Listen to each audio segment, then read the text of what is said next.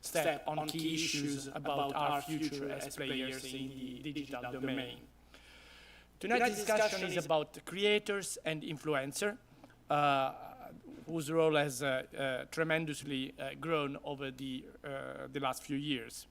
As an amateur in the matter, I can say that the creator economy, as you all know, is driven by individuals who transcend borders, leveraging digital platforms to share contents on a variety of subjects, from art to culture, education and business, travel and family, and certainly also politics, policies, and diplomacy. So no sector of society is untouched.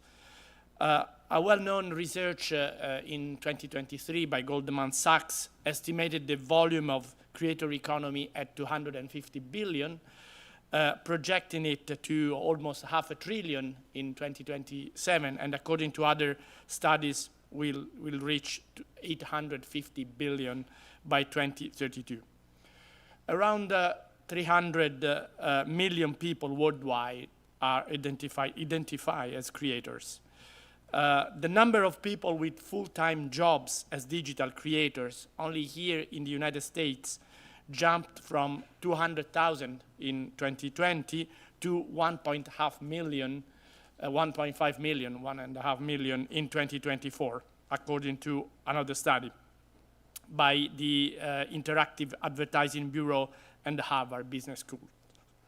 So creators are the largest and fastest growing segment of the 28 million internet-dependent jobs in the United States. So these numbers are the best way to describe a new reality where technology has democratized, in a way, opportunities. Platforms, tools, new media channels empower individuals in ways that were unimaginable only a decade ago. Moreover, we have seen a sharp decrease of the role of traditional media to the benefit of multi-directional flows of influence. Especially the youngest generations tend to trust the creators more than any other sources of information. The creator economy is in a way transforming the way we participate in the global public square. Yet, obviously, this progress, these advancements are bringing also challenges. And just to name the most important ones, I would say regulation. I know this is not a very popular word in the United States, maybe more popular in Europe, but still to correctly manage technologies, regulations is necessary. Then there is equity, because there is also a risk that the use of creator economy could even deepen gaps, social and economic gaps, and certainly also cross-border collaboration. Today, creators and influencers can play a very important role in shaping the future of digital diplomacy. And let me quote the late Professor Joseph Nye, who passed away earlier this month, when he says that power is not static. Its story is of shifts and innovations, technologies, and relationships. These shifts have been the focus of the digital diplomacy series, and they are the main topic of tonight's conversation. I would have many questions for our panelists, but let me just pick up 3 of them, maybe, for your debate. First, coming back to the legacy of Professor Nye, how should we interpret the concept of soft power in a world in the digital age? Second, how can we leverage the creator economy, and more generally, how can we better work with creators and influencers? And third, which role you can foresee for artificial intelligence in the creator economy? But I guess there are plenty of them you can ask, and just one thing is very clear to me. The future of the creator economy holds enormous potential and promise for economic development, cultural exchange, social impact. It demands that policymakers, industry leaders, creators, and civil society work hand in hand. And that includes us, the diplomats, and the foreign policy community at large.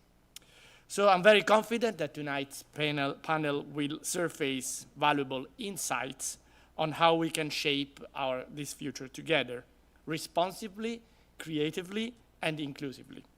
So thank you very much for being here. Grazie, and my best wishes for a very thoughtful and interesting debate. Grazie.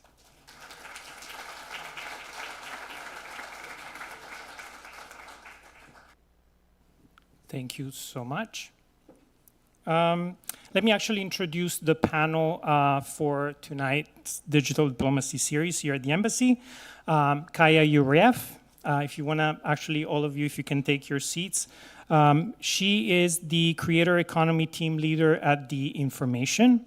She authors its award-winning Creator Economy newsletter, which is a must-read for anybody interested in this fast-growing sector.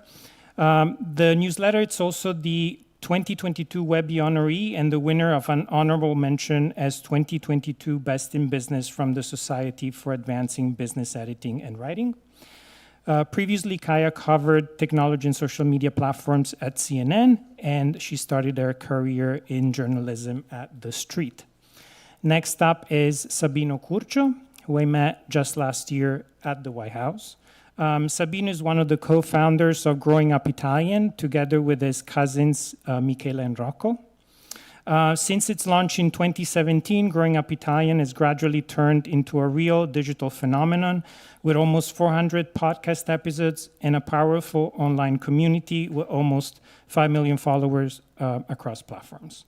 Wire Magazine called it a genuine story starting from a Brooklyn kitchen, which is conquering the hearts of millions of people throughout Italy and North America, becoming one of the most influential voices of Italian-American culture on the web.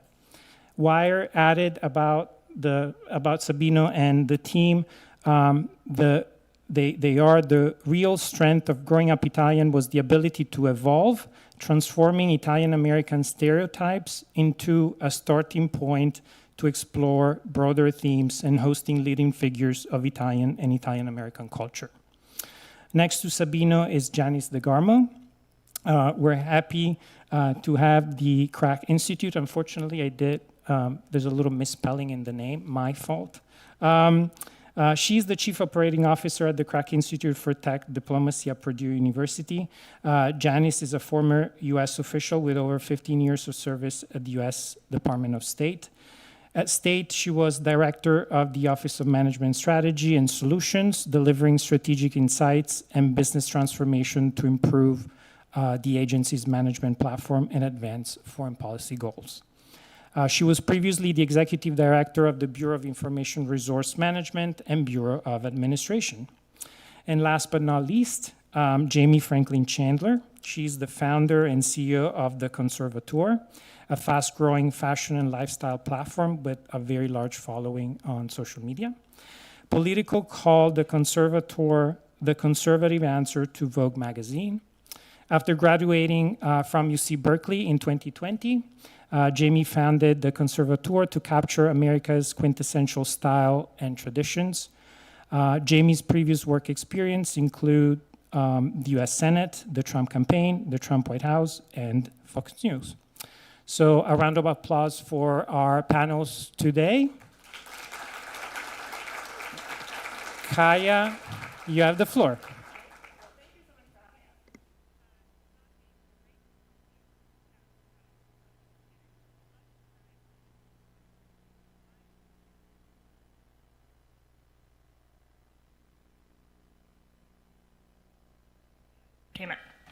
There we go.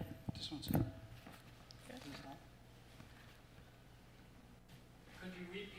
Oh, sorry. Check, Okay. check. All right, let's start over. Okay, so we got some great stats at the beginning from Alessandro Gonzalez. I'd love to dive deeper into what's driving that shift. Why is the creator economy growing so much? Why are social media creators resonating? And why is attention shifting to them compared to traditional entertainment and media? I just think because we're normal people, it looks I'm not normal. I mean, I know I'm normal. I mean, it's just, like the content we create is very familiar. So it resonates with a lot of people.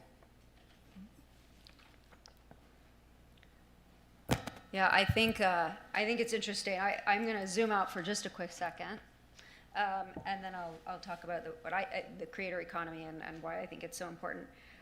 So the Kroc Institute for Tech Diplomacy at Purdue University is a nonprofit organization focused on advancing trusted technology.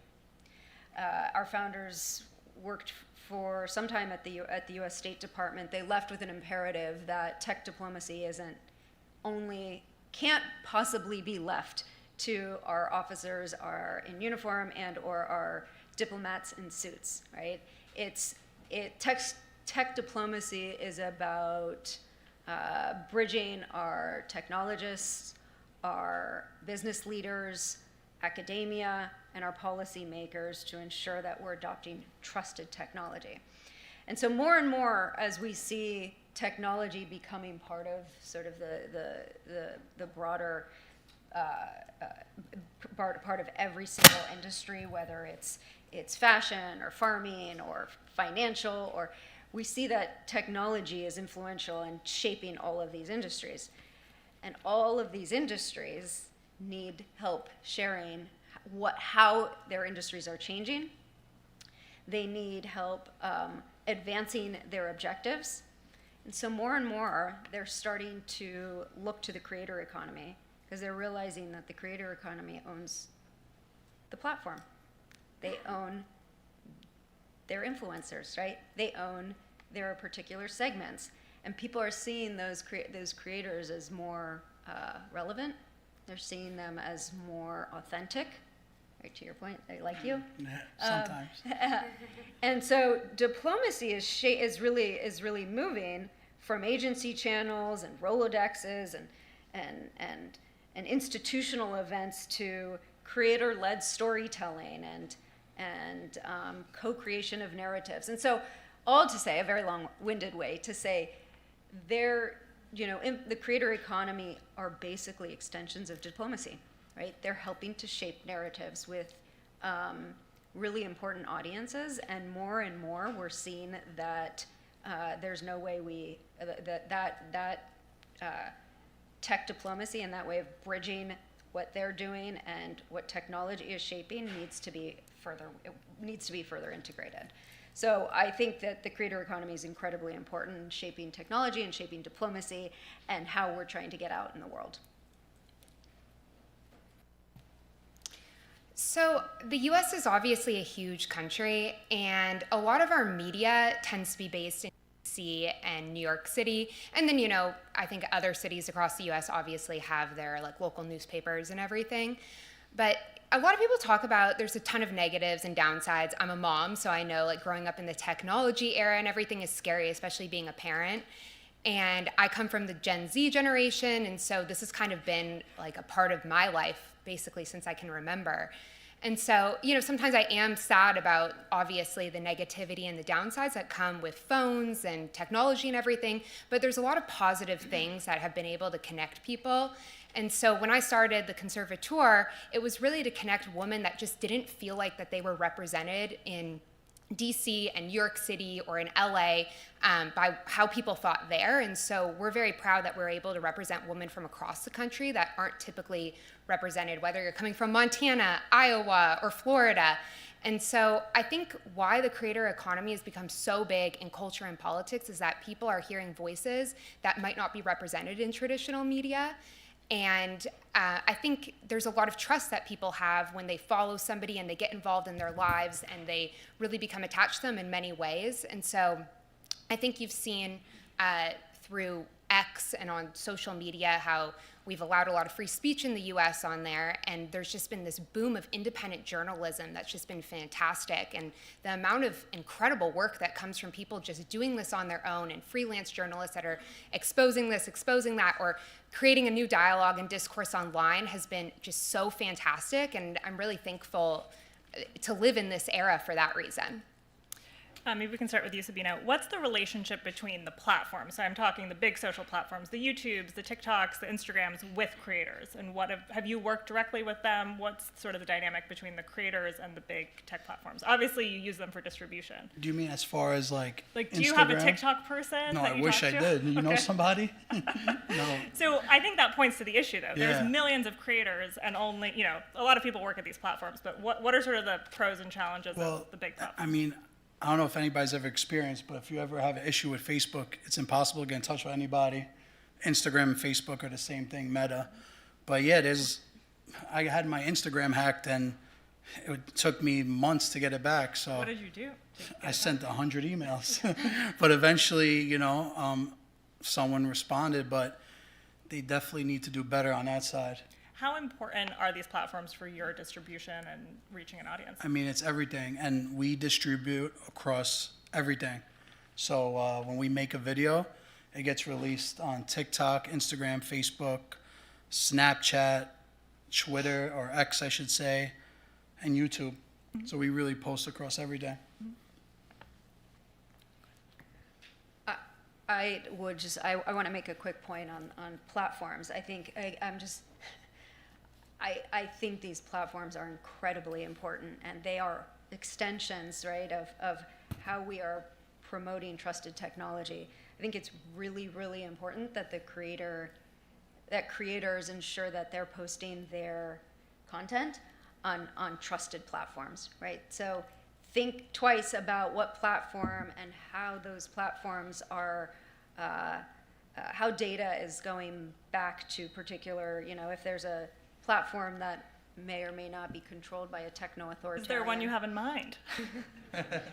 Yeah, I mean, look, I think, I think I think that we need to be really mindful of certain platforms like TikTok, where the data and information is legally required to go back to the CCP and is used for ways that maybe don't align with our values and freedoms as democratic countries. So I think it's really, really important to think about that. The creator economy has an obligation now, again, as diplomatic extensions, to make sure that their content, because it is all about trust, to make sure that their content is on trusted platforms. A lot of focus, obviously, just in the word creator economy. You hear economy, you think about the money, you think about the influence, but it can also be, historically brands have worked with creators. That's been the bread and butter of this industry. I think that's changed a lot. We saw it in the 2024 election, podcasters taking a central role, and creators, being more outspoken and supportive of candidates on both sides. How can policy really fit in with the creator economy, and how can politicians, governments, the fact that we're here at the Italian embassy, right, talking about the creator economy, what are the ways that governments and policymakers can utilize creators in the same way that brands have? Well, I think that this White House has really shown. I'm going to an event on Thursday because they want to take in creators and they want to take in young people who have platforms and are big on social media into their White House to help spread the word and help talk about different policies and everything. So, for example, if you're particularly interested in, I'm working with HHS to talk about how, as a young mom, we can do healthier food and formula for our children and everything. And I think it's amazing that this White House is doing that, and I think it's incredible that during the campaign on both sides of the aisle, you saw politicians going on to podcasts and using creators, because you get to see them in a more authentic form. And I think a lot of times, like the old way of doing politics was you were perfectly buttoned up and you had the perfect answer. And I think in this age of technology and this creator economy, that's totally been disrupted. And people want to see, like, who is this person that's running for office? Who are they actually? And who are the people that are coming behind that I love to follow on the internet? And I think this is a way to reach young people in a way that we haven't been able to before. And so I see this both with conservatives and with more liberal-leaning young people. You're seeing people are more energized than ever to share their opinion. And I think more dialogue is always better than less. So I think that that's an incredible thing that's come out of this. And too, this goes back, right? Under the Obama administration, they invited Viners to the White House. I mean, there was sort of this, dribbling of this. last year, the Biden White House had the first Creator Economy Conference. This year we really saw, or last year, podcasters really take center stage. So we've sort of seen this, but it feels like we're in a big push of momentum now. Yeah, I think it humanizes the candidates. But from our experience, in October, the White House invited us for an Italian American Day, and we just all naturally started posting when we were there. Like, it didn't matter who the president was. It just, we felt like we're in the Oval Office, we have to post this. So it's that's to me like the most special part of it. Is Yeah. connecting it on the highest levels, What are the most effective ways that you think governments and, whether it's a presidential candidate at the White House, what's the most effective ways that the Italian embassy or any embassy can really work with creators? I mean, obviously going to the White House is a pretty cool invitation. I mean, first thing I would say is access, like being able to visit the White House is an honor. And I think just, tell us what we can't post, but don't tell us what to post, Just let us be creative. I think we've evolved. I think that the deputy chief of mission mentioned this morning that tech is not static, diplomacy is not static. We're constantly evolving. It's been interesting to see how public diplomacy, and I'm approaching this from my from tech diplomacy, State Department lens, but the State Department has done some really interesting things to bring in the creator economy. So you may recall Secretary Blinken's big food diplomacy push, right, where I think he had about 30 chefs in his kitchen cabinet, right, where he would bring them in. Jose Andres was there, and he knew that food was a way to connect, right? Italy knows this well, right? Food is a way to connect and create some really deep dialogue and collaboration. So they brought in about, actually, no, it was 80. It's 80 renowned chefs all over the world to kick off a number of dialogue in strategic countries, and they use these chefs to help. And they said, chefs are modern creators, right? They are modern creators, and they are there. The other really interesting example of bringing in creators is you may recall this summer at the NATO summit. The State Department of Defense brought in 27 influencers into the NATO summit. And there was 16 of them from our NATO allies, and they brought them in, and they had them behind the scenes. They met with senior officials. They were in all the public forums. They mingled with the journalists, and they paid for them to be there. And they didn't pay for their content. They said, you can do however you're going to distribute the information. But for those of you who are in DC, you may know Tony P. Tony P. in DC. Right, and he actually did post some really interesting sort of promotional videos on the NATO summit and what he learned. And I thought it was really interesting because it was State Department's way and the Department of Defense, and really, to shed light on what happens at the NATO summit, the criticality of our partnerships around the world, and what and how and why they should care. And so I thought it was very interesting because they were able to penetrate a younger demographic that they weren't able to previously. So they're super switched onto integrating newer ways for public diplomacy. Can you define what you mean by tech diplomacy, just for folks in the audience? Yeah, so tech diplomacy is bringing together technologists, business leaders, and policymakers to advance shared interest around to push trusted technology. So for the U.S. and our allies to innovate and adopt technology in a way that advances our interests. Jamie, and for everyone, we can start with you. How should politicians and governments pick which creators to work with? I think it's not unlike a brand picking which creators to work with, but should the Italian embassy only work with creators with Italian roots, or not necessarily? Well, I'm here and I'm not Italian, but Same. Very thankful to be here. I wish I was Italian. I love your guys' food. But no, I'm a huge believer in that if we're just talking about a brand, for example, you should work with people from different sides of the aisle and come from different cultures, backgrounds, and have different ideas, because I think if you're the Italian embassy, you're representing obviously all of Italy, or if you're a brand, you're representing all of your consumers, and you don't know where they come from. If we're talking about politicians in general who obviously run on a particular platform, then I think it makes sense to have values-aligned content creators. And, something I also wanted to quickly speak to, obviously in the US, free speech is the First Amendment. It's a huge deal, and it is across every democracy. And what's just so fantastic about technology and where we're at now is that I think that free speech is the greatest bulwark against any authoritarian regime, whether we're talking about communist China or we're talking about the Soviet Union. Free speech is always the thing that they come down on first. And so what's so fantastic about these creators being able to work with the government or speak on their own is that it's like the greatest public square to, share thoughts and ideas and collaborate with other people and have discourse. And, just because someone might be wrong about something, then there's ways to push back and obviously talk about that. And so I think you're seeing more and more our politicians really utilize different creators and work with them closely to advance things that they're very passionate about. And you're seeing that right now with our White House, that they are within all the agencies and everything, they're bringing in different creators that are passionate about specific issues to help push forward policy and spread awareness around it. Whether it's for a brand or for a politician, we've talked about this a little bit, but what are the pros of working with a creator? And then we can get into some of the cons as well.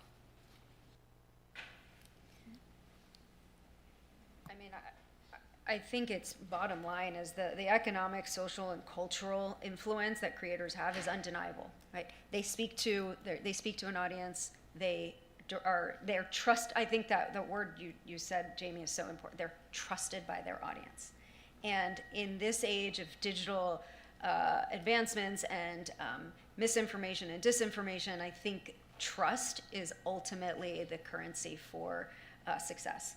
Right? Whether it's trusted technology, whether it's trusted communication, whether it's trusted information, ultimately that's our currency. I think it's because we are relatable, but I would say our following is like, I don't know if they all trust me. Because, we have a lot of Italians in Italy, and they're still like, wait, are you guys really Italian, So, it's honestly, something we still deal with. So, but we just recently started a podcast in Italian only, and we get made fun of a lot because our Italian's not perfect. But we are getting a lot more respect in Italy. So, it's just, I don't think everybody trusts us though, but some do. Your loyal followers. Yeah, our loyal day ones do. I think the trust is an interesting point because you build this trust with your audience, but at the same time, creators are not held to the same fact-checking standards as traditional media is. So I'm curious kind of some of the cons too when creators are talking about something. Obviously, their word can reverberate, and inadvertently they could spread misinformation or news that's out of date. So can we talk a little bit about the challenges too of being a creator and I think you're self-regulating a bit, right? Well, I actually would disagree because I think the way that technology works is, for example, when someone posts something on X or TikTok or Instagram, there's a million comments, there's people duetting a video and fact-checking it. So really, I actually am a huge believer. I think sunlight is the best disinfectant. So I don't believe in ever shutting down or saying, oh, just, some fact checker that we don't know who this fact checker is or why they have the authority on anything to come in, because people are very good at, there's a lot of conversations and talking about things, and when a post goes up, it blows up on all these different social media channels and everyone's having a whole discourse about it. Then it's going on podcasts and people are talking about it on the podcast. And so, I think that there actually is a way that it is just regulated by the people. And so if you are posting brazenly bad stuff or incorrect things, there's going to be 50 million people in your comment section telling you why you're wrong. It's actually funny because sometimes we'll post something that could be based on someone, how they feel, their opinion. We always joke around gravy versus sauce, or any of those food arguments, cappuccino after 2 p.m. this is very opinionated, and I could say no cappuccino before 2 p.m. or no cappuccino after 2 p.m. But really, like, if you go to the store and order cappuccino, you could drink it. So it's very Subjective. Yeah, it's very subjective. And I noticed a lot too with sports that a lot of pages like post false information and then like put a like small fine print like this is not true. Interesting. So yeah, it throws me off sometimes. So the FTC has guidelines for brand sponsorships and disclosures if you're getting paid, if you're gifted something. I think to mixed results are those enforced, but they do exist. But what policies do you think should be in place around disclosures for creators who are speaking on behalf of governments, working with political campaigns? I think what complicates this sometimes is that you're not paid. So, but you are, if you're being invited to the White House, if they're, paying for your travel or just inviting you, I mean, there is a relationship there. So where is the line? It can be sort of a gray area, but what do you think disclosures should look like?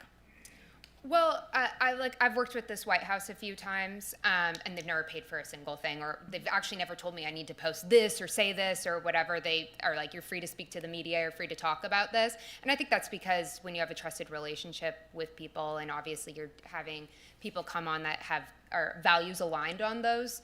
But I do think it is important if there is any sort of payment or you're sponsoring whatever, whether it even be just a brand outside of the government. I think it's important to obviously be disclosing that, and I think that's a very important thing that needs to be done.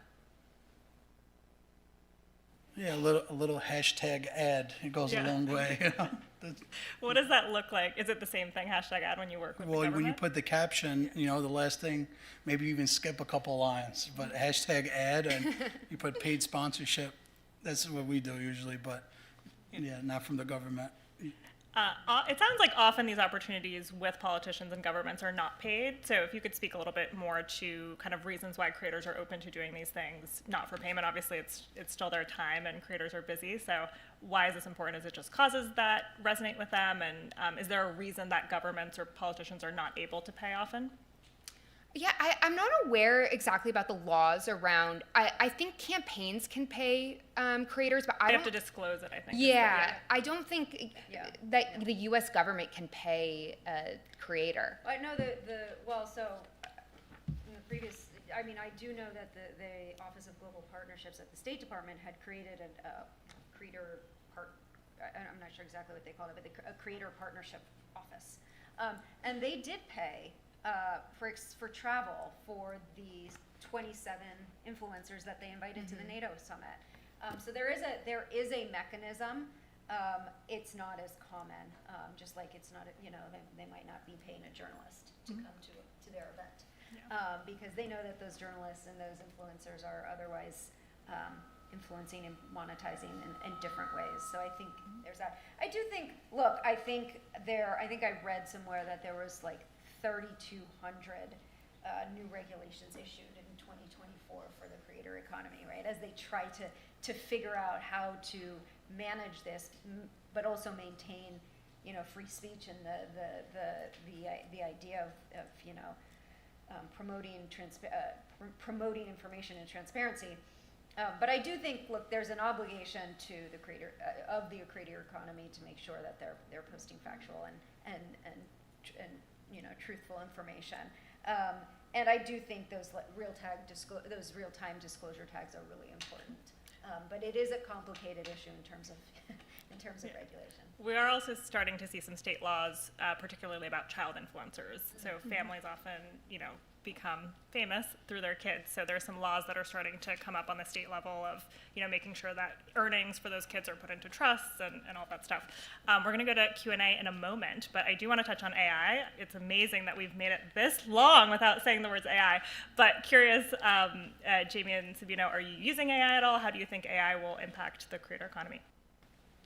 I use ChatGPT for my last relationship, literally every day.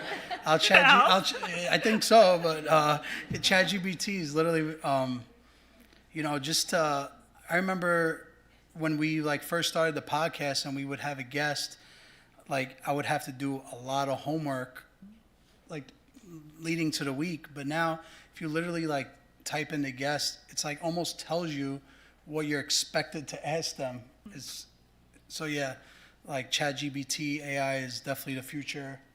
Are you using it for like creation at all, video editing? Yeah, well, no, well, video editing, no, but for video ideas, yeah, 100%. So if we're, don't tell anybody this, guys, by the way.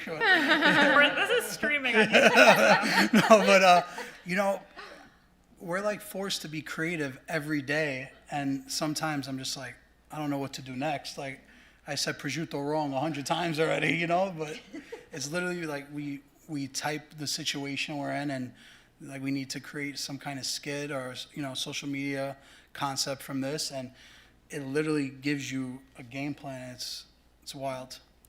What about you, Jamie? Okay, I'm being 100% honest. I actually do not use it. I don't even allow it on my phone. And the reason is I'm a stay-at-home mom now, and I do obviously the conservatory and content creation, but I feel like I need to keep my mind sharp, and I can't rely on that, or I feel like I will just start not knowing how to write anything anymore. So I purposely have like deleted that. But I graduated college right after ChatGPT became a thing. So I also feel like when you look, I have younger brothers, and this is just such a big part of college now. It's crazy for me to wrap my head around. And I'm a little concerned about people going to like med school and they use ChatGPT the whole time or learning to become pilots. So I don't know where that takes us. It's actually really concerning. Yeah. All right, I think we can turn it over to Q&A.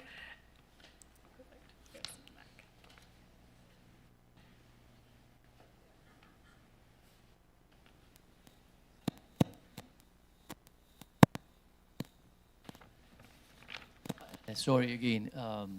The other aspect of the AI is the negative aspect, right? That all the fake videos and you know the danger of it. What do you think about that? Like, Have you had any deep fakes of you saying something you didn't say? no, but I will say the brain rot stuff gets me stuck. Ballerina, cappuccino, you know, that stuff. You get stuck on that. So I would say that stuff isn't great. Do you worry about AI content? You know, you have to compete with already so many creators, but now you're competing with AI content. Yeah. Yeah, or not really? I mean, it helps us a lot too to create graphics sometimes. Like you could literally like type out, but so far, thank God, nothing like that, you know? Yeah, so it's a great question. We have the Kroc Institute for Tech Diplomacy at Purdue has a Tech Diplomacy Academy where we teach about emerging technology and the impact on business and policy. And obviously AI is the #1 course, and there is not a day that goes by that I don't talk about AI. And there is not a single person I know. That's super impressive that you don't use it. There is, you know, again, it's even at least for, you know, tedious tasks it's being used, but for really obviously and for very, very complicated, complex tasks, AI is being used. But I will say, of all of the courses on our Tech Diplomacy Academy, one of the top courses that all of you know, we're training State Department and Commerce and NATO, Diana and Deloitte and AWS. One of the top courses is our deepfakes course.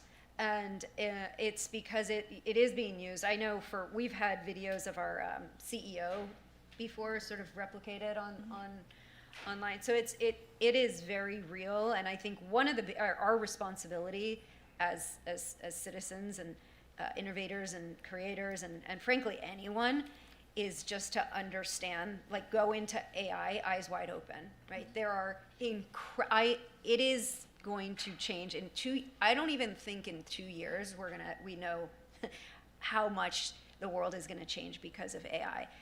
And we have to be really mindful of how things can go wrong. And it's not that, and so it's just that we need to think about those things and again, just be really aware.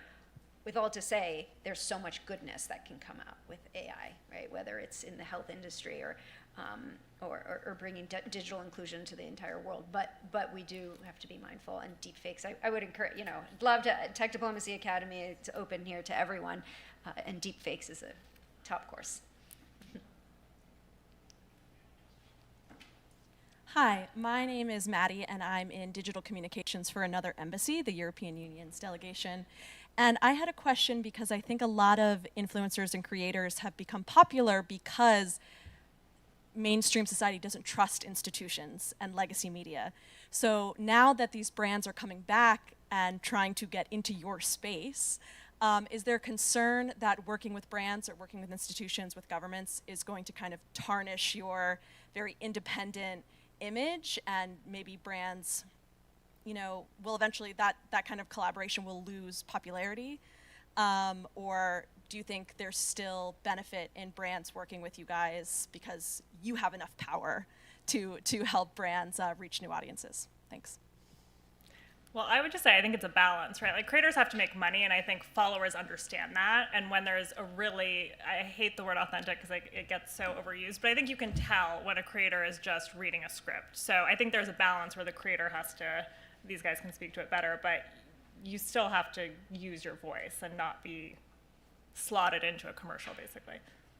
Yeah, for the conservatoire, I'm just speaking on a personal basis. I really like to obviously understand what organization that we're working with, and I really want to make sure we're aligned on that because we just have such a great group of girls that follow us and such a phenomenal community. I always want to make sure we're obviously promoting the best stuff to them and that we genuinely believe in as well.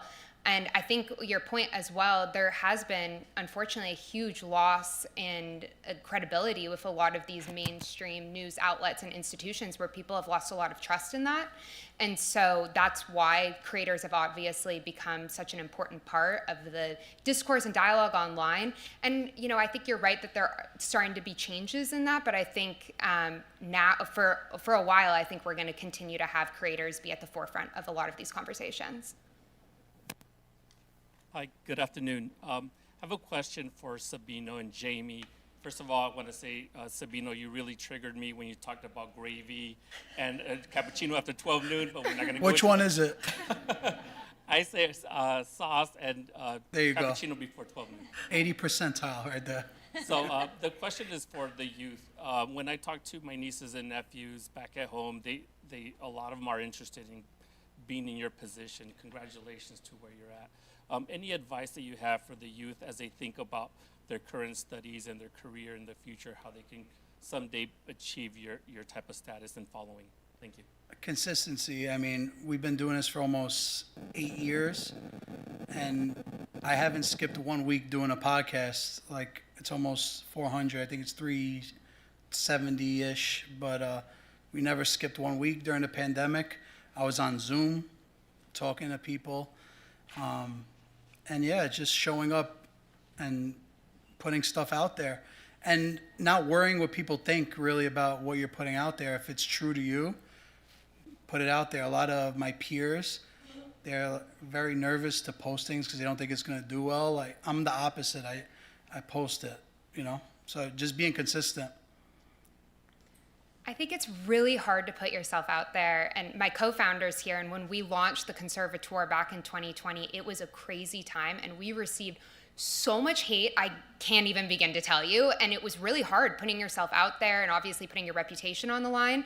But if you really believe in something, it's so worth it. And there are people out there, as we've seen with the Conservatoire, we've just built. I'm just so humbled by the amount of girls that just follow along and love what we're doing. And so at the end of the day, it's so worth it, but it takes a lot of bravery and courage to get yourself out there, because you're not only just putting yourself out there in your community, you're putting yourself out to be judged anywhere online. But that's why the people who are the most courageous and brave, they always rise to the top because people see that. Hi, I'm Betsy, and I work in the diplomacy space, and I took notes, so I'd like to pull together a couple things that I heard for this question. You, I think, all mentioned trust as one of the, the main currencies that creators have. And if the White House might not, or an embassy might not pay you, but another word I heard a couple times was access, and access proves that you can be trusted. Regardless of whether or not you're paid. So it's not just a creator doing the White House or an embassy or a politician or whatever a favor when they post. It works both ways. So my question is, how can we as consumers better educate ourselves about these nuances, especially when, as Jamie, I think you mentioned, the First Amendment is powerful. Anybody can say almost anything they want online, and yes, there are fact checkers, but it is rare that the fact checker gets as much attention as the original. So how is, I hear you mentioned this about AI, we have a responsibility to be educated how do we do that? How do we educate ourselves? Well, I think it's like everything in life. Obviously, everybody needs to think for themselves and decide whether they believe that this is a trusted person. But I think I would push back on the fact that sometimes the fact checker or whatever gets less attention than the original post, because especially if you're in just this tech, especially on X and on TikTok and everything, sometimes the pushback gets more attention, and then that's how it's almost like a snowball effect. Someone will post something, and if it catches a lot of steam, everybody's coming in with their opinion, having their idea. And I think that's the beautiful part of life, the discourse that people are able to have around a lot of these issues. And there obviously are straight facts, but there's also, when it comes to a lot of different ideas, there's a lot of black and white and gray areas in between. And so people might have a slightly different take than the next person. And so I think when it comes to following influencers or following people, especially in the political space, it's finding people that you trust, that you listen to on a regular basis. And that's going to be different from the person that sits next to you. And everyone has a right to have their own ideas and their own thoughts regarding things. And that's what's beautiful about America, and I'm thankful for. Hi, my name is John Healy, and I'm the founder of artfulcitizen.com. I'm also the executive director of the Actors Center in DC, which is a nonprofit organization to support professional actors. One thing we're very concerned about is the existential threat of AI for creators. And many actors and filmmakers are finding that their images and their voice and their likenesses are being essentially stolen by AI companies and used without enough knowledge, or snuck into a contract where they're signing it away without properly looking at that contract. So my question is, what do you think creators can do to influence policymakers to make sure that that the creators in this world have a sustainable living?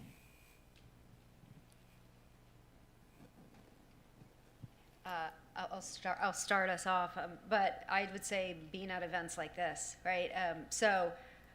Making sure that your voice is heard. I mean, this is what tech diplomacy is all about, is making sure that industry and the creators and the innovators are actually talking to policymakers, right? Because the truth is, if policymakers don't understand the technology, right, and the innovators don't understand the policy, we're never going to bridge it together, right? And it's too integrated now to be separate. So that is the idea. So it's making sure you're at the table, making sure your eyes wide open on the technology. The genie's out of the bag on AI, right? And so we have to think about now, and there are guardrails that we need to still put in place. But I would say, educating on the real possibilities, and then making sure that you're working with policymakers and being. Just to add on that too, a lot of actors and actresses have to create content now too on social media to be relevant. As crazy as that sounds, in the beginning it wasn't like that. You didn't see the A-listers having to make TikToks, but now you'll see it. They're doing the dances. They're doing it. I'll say too, policy moves very slowly. I don't live in DC, but from New York, I'm like, wow, this is snail's pace. So I think it's really about the biggest voices speaking out. I think Scarlett Johansson did the most for AI policy by speaking out against OpenAI, saying, I had a conversation with them. I said no. They still went ahead and used, my voice, something that sounded like my voice. So I think as we catch up on the policy side, it's really like the top creators have to speak out about this and sort of put the companies on blast, I think, for them to change what they're doing. And obviously all the lawsuits too are happening, so that'll go through the courts. Hi, is this on? Yep. I'm a White House Presidential Innovation Fellow in AI, stationed at one of the three-letter agencies here, been in this space for about 4 decades. The question I have for you is, one of the new technologies that are coming about that's really changing things is agents, intelligent agents, agentic technology, particularly because agents do work. Like, they can do the work that we can do to some extent. So they force multiply. There's this multiplier effect, and that changes the way work gets done. It changes the way business gets organized, and organizations shape themselves. It has to affect the creator community, because a single person now can multiply their effects 10 times, 100 times, 1,000 times, because you have agents that can be created like that, synthetic agents that do work for you. How's that going to change? That's a 2025 thing. and policy is really lagging when it comes to autonomous agents that can think and reason on their own. And if you have multi-agent systems where you have thousands of these things running around, life really changes. Last question. Yes. Agentic AI is absolutely fascinating and is changing just about every service industry. And so think about now you have ChatGPT talking to 15 other ChatGPT, right? Like they're Yeah. talking to each other, and they have the reasoning and logic to be able to accomplish tasks. So, I mean, my short answer is, yeah, it's going to change the industry. That's why I really think this conversation in 2 years is going to look so different. And I don't know what the answer is and what it's going to look like, but I do know that it's going to be very different, and it's our imperative to understand these changes coming and see how, you know, how creators, innovators are talking to companies, policymakers to make sure that we shape this right. We have to end it there, but thank you so much. We'll be here so you can grab us for other questions, but thank you so much for all the thoughtful questions and for listening to us.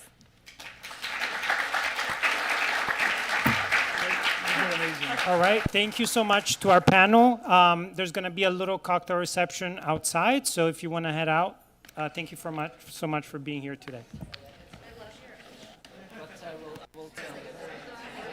was good, right? Yeah. Can we do a picture? Yes, that would be great. You'll send it to me?